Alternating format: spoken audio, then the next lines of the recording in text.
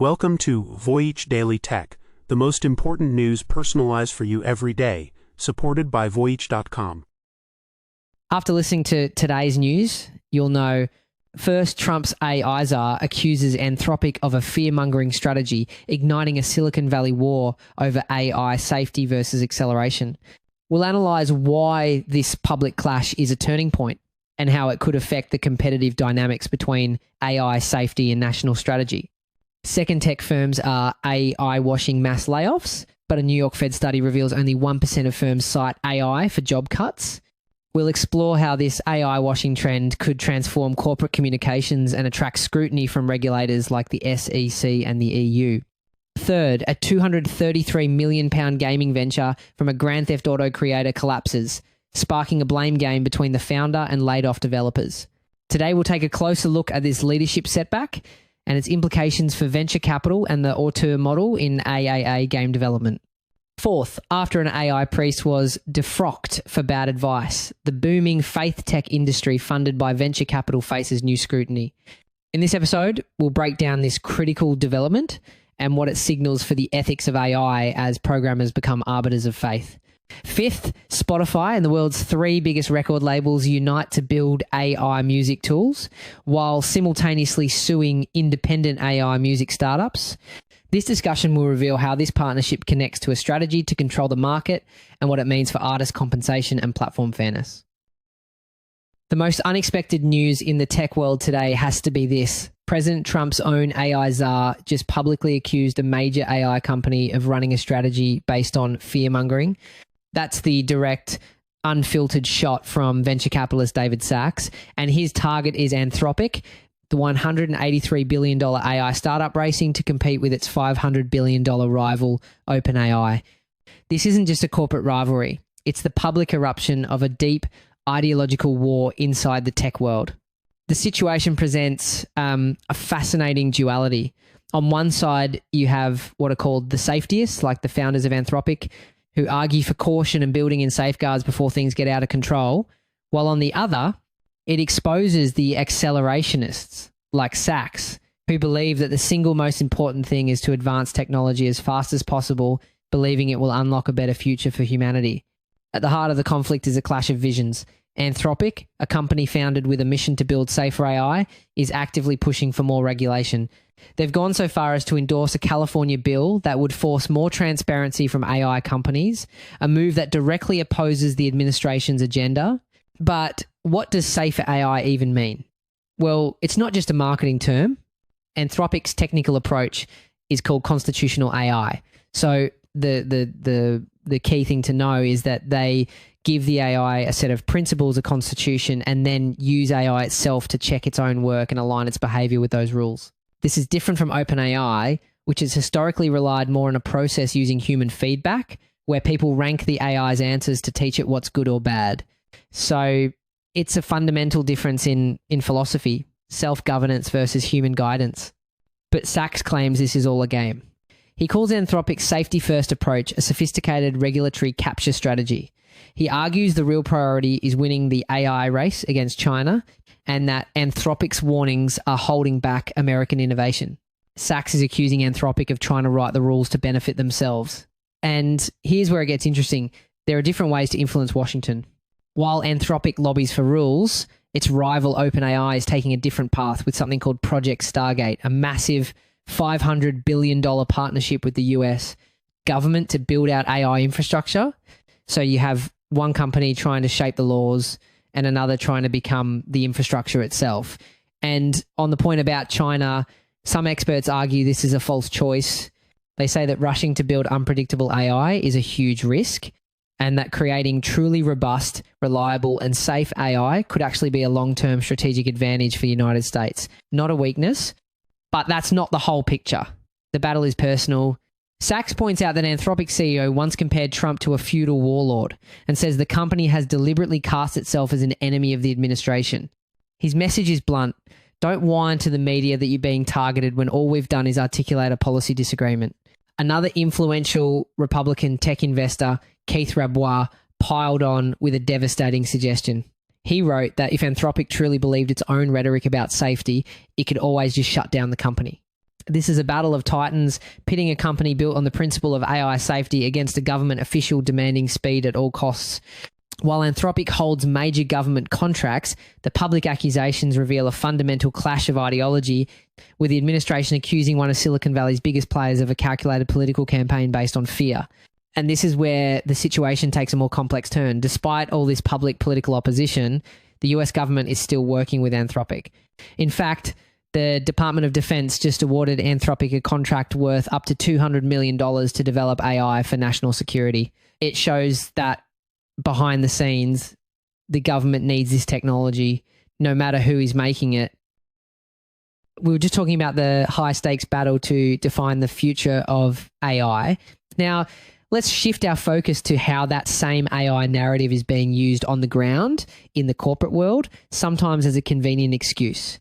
An expert at the Oxford Internet Institute just went on the record with a bombshell claim. He says companies are now scapegoating artificial intelligence to take the fall for massive layoffs. A while back, we talked about OpenAI's build-in public posture, ship fast, tout AI loudly, iterate under the glare. Keep that in mind here, because that same aura of speed and novelty makes AI a very convenient storyline when cuts happen.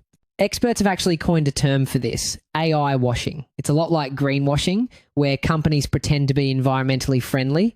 Here, they're exaggerating their use of AI to look innovative and, more importantly, to justify unpopular decisions. This is becoming such a big deal that regulators like the US, Securities and Exchange Commission, the SEC, have started issuing warnings telling companies they can't just make up claims about AI to mislead people. Continuing our last discussion about how the US tends to let AI iterate quickly, the SEC's warning is a tell. Even in a move fast environment, guardrails are catching up to the hype. The headlines seem to confirm the AI takeover. Fintech firm Klarna cut its workforce by a staggering 40% while aggressively adopting AI tools. And that's not just a percentage. Their CEO publicly stated they went from about 5,000 employees down to nearly 3,000, crediting AI for the change. It's a powerful and scary headline. Salesforce laid off 4,000 customer support roles, stating AI can do 50% of the work. And Lufthansa announced it will eliminate 4,000 jobs by 2030 as it leans on AI for efficiency. Believe it or not, the same Oxford expert says the real reason for these cuts might be something else entirely. He argues that instead of admitting they miscalculated and overhired during the pandemic, companies can now just blame AI. It allows them to appear innovative while concealing a simple market downturn. We previously analysed how, especially in the US market, there's fierce pressure to look cutting edge. Leaning into an AI narrative fits that incentive perfectly without proving actual AI-driven savings. And it's not just one expert's opinion. The data is starting to tell the same story. A new report from Yale University shows that US labour has actually been little disrupted by AI since the launch of ChatGPT. Even more shocking, a New York Fed study found that only 1% of service firms reported AI as the reason for laying off workers in the past 6 months. So what's actually going on, according to that study? Well, about 40% of service firms in the region have adopted AI. Almost none are using it to fire people. So why are we hearing these big, scary announcements from CEOs? Researchers suggest a few possibilities. It could be a signal to Wall Street to make the company look high-tech and drive up the stock price. Or it could even be a negotiation tactic to gain leverage against labor unions. The narrative becomes a tool. A while back, we noted that AI companies are in a fierce fight for users and attention. That same competition mindset spills over into corporate communications, sounding more AI can be a strategy in itself. In fact, that same study found 35% of firms are using AI to retrain employees, and 11% have hired more as a result. The narrative is that AI is coming for your job. The emerging reality is that some companies are just using the fear of AI as the perfect cover story for old-fashioned downsizing.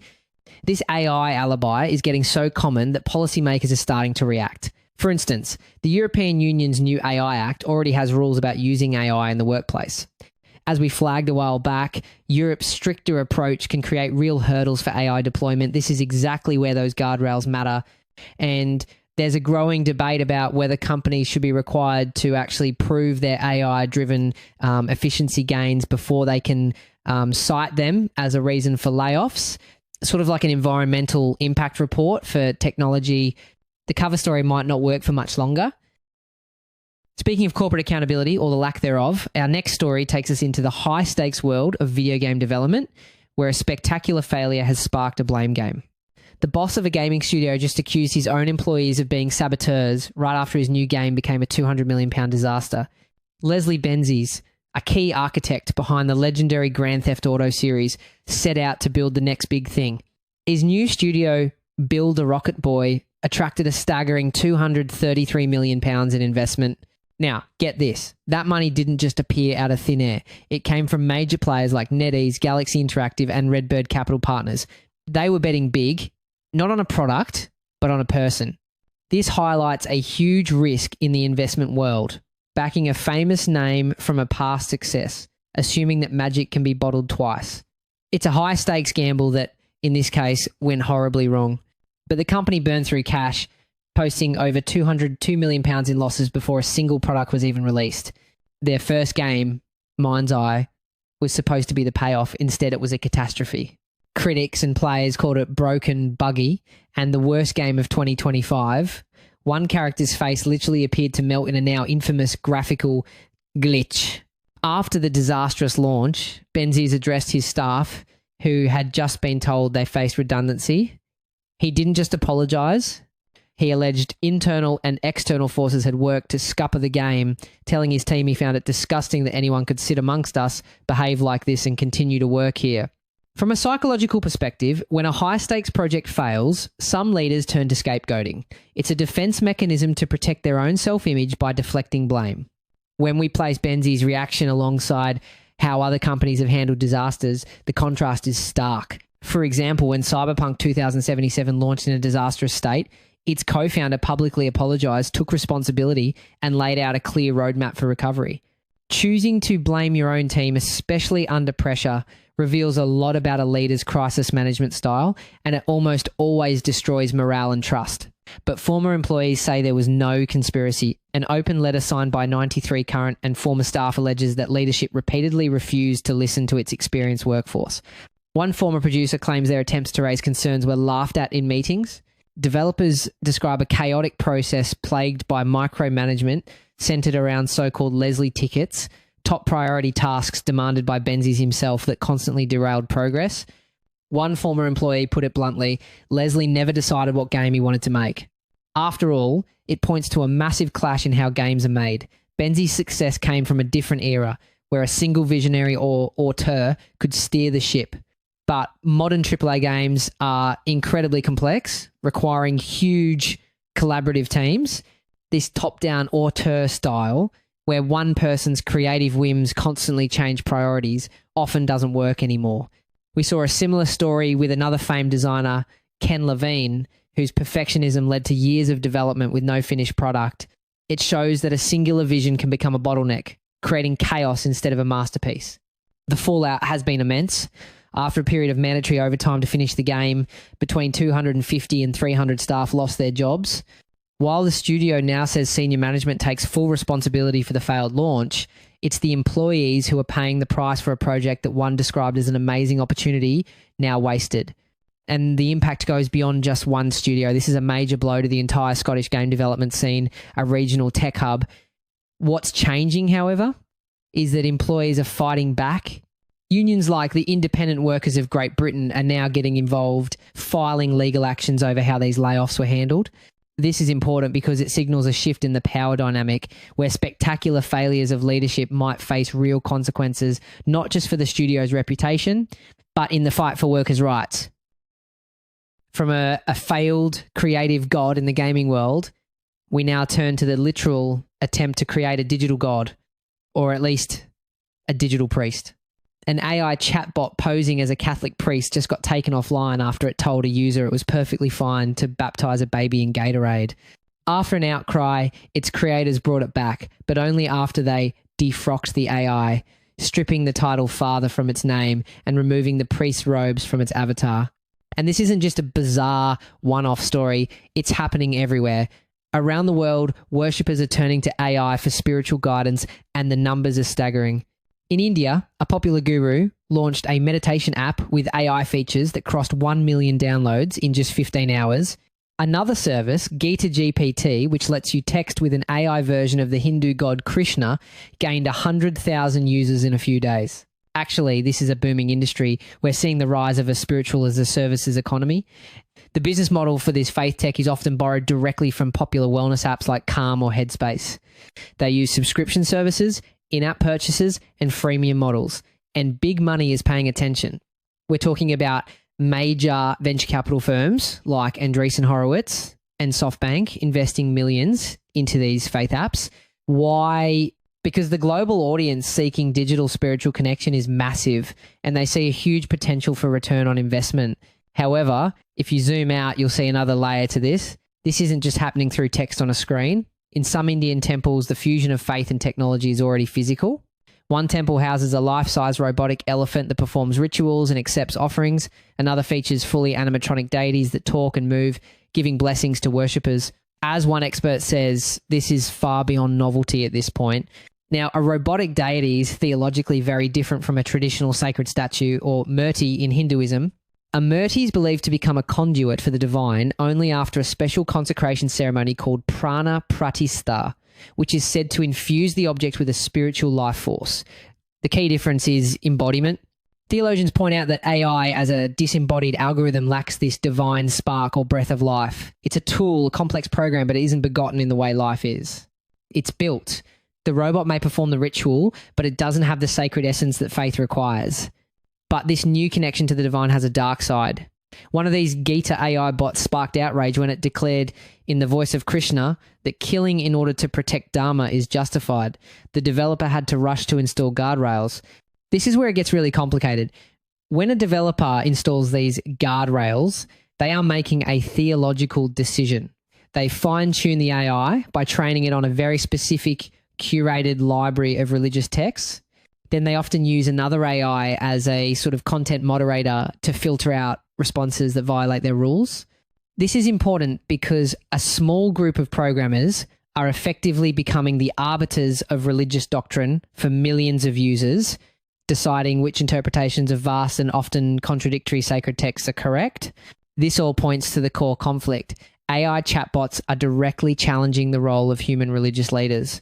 They offer 24/7 access and a non-judgmental ear that some feel they can't get from a priest or guru. Interestingly enough, we've seen this pattern before in history. The invention of the printing press allowed the masses to access scripture directly, challenging the exclusive authority of the clergy. AI is shaping up to be the next great disintermediator of religion. In fact, some research shows that as people get more exposed to automation in their lives, their affiliation with traditional religious institutions tends to decline. But these AIs are not neutral. Experts warn they reflect the biases of their creators, and the real danger emerges when users who believe they are hearing a divine voice no longer realize they have the agency to question it. That reminds me of another industry facing massive disruption: music. But instead of being replaced, the old guard is trying to take control of the revolution itself. The world's biggest music streaming service, Spotify, is officially getting in bed with the three most powerful gatekeepers in music: Sony, Universal, and Warner Music Group. Their new project? Building the very artificial intelligence tools that many artists fear could replace them. So the thing is, historically, these major record labels, the big three, have been incredibly resistant to disruptive technology. Think about their initial reaction to things like Napster or even streaming itself. They fought it. So for them to now actively partner with Spotify to build AI is a massive strategic shift. They are trying to co-opt and control the AI music landscape before independent. And frankly, more disruptive companies like Suno or Udio can establish a real foothold. It's a preemptive strike. This is the collaboration musicians have been dreading. While high-profile artists have been battling AI companies for using their work without permission, the three record labels that control the vast majority of the industry just decided to partner with the biggest streaming platform to build the technology themselves. The sheer audacity of this move is striking. At the exact same time, they are partnering with Spotify, these very same record labels. Universal, Sony, and Warner have filed massive lawsuits against those AI music startups, Suno and Udio. They're accusing them of mass copyright infringement. They are simultaneously trying to sue independent AI into oblivion while building their own proprietary AI in a closed-door partnership. This is a two-pronged attack to corner the market. Spotify says it wants to create AI that puts artists and songwriters first, but critics are sounding the alarm. One artist management company says AI has already polluted the creative ecosystem and diluted the already limited share of revenue that artists receive. This comes after Spotify had to pull down a viral AI-generated song that used fake voice clones of Drake and The Weeknd. Now, the company is working directly with the labels to develop its own AI systems. Now, when they talk about building a responsible or ethical AI, the key difference is how the AI is trained. The models they're suing are accused of scraping copyrighted music from all over the internet without permission. The ethical model Spotify and the labels are building will be trained exclusively on the music the labels themselves own and license. This gives them total control over the inputs and therefore the outputs. But it also creates a huge potential conflict of interest. By providing the AI creation tools times and times controlling the distribution platform, what's to stop Spotify's own recommendation algorithms from favoring music made with its own proprietary AI tools? It's a question nobody has a good answer for yet. The company is promising upfront agreements and not asking for forgiveness later. But this isn't just about a few new features. This is a united front from the most dominant forces in music, deciding how AI will be licensed, used, and monetized. They aren't just reacting to the AI revolution, they're positioning themselves to control it. While some hope this leads to a more ethical AI industry, the real endgame was laid bare by the head of Warner Music Group. He stated the focus is on collaborating with partners who understand the necessity for new AI licensing deals that protect and compensate the creative community. The message is clear. The fight isn't about stopping AI anymore. It's about who gets to own it. And that word compensate is where things get incredibly complicated. Right now, Spotify pays artists somewhere between $3,000 and $5,000 per million streams, but that money goes to rights holders, and an artist signed to a major label might only see 20 to 30% of that after the label takes its cut. Now, imagine a song that's 50% human and 50% AI. How do you track that? How do you value the AI's contribution versus the humans? This opens the door to a whole new world of potential payment loopholes, making it even harder to ensure artists are paid fairly. This isn't just about ownership, it's about defining the very value of human creativity in the age of AI. That's it for today on Voyage Daily Tech. Follow, share, and stay tuned for daily updates coming your way tomorrow.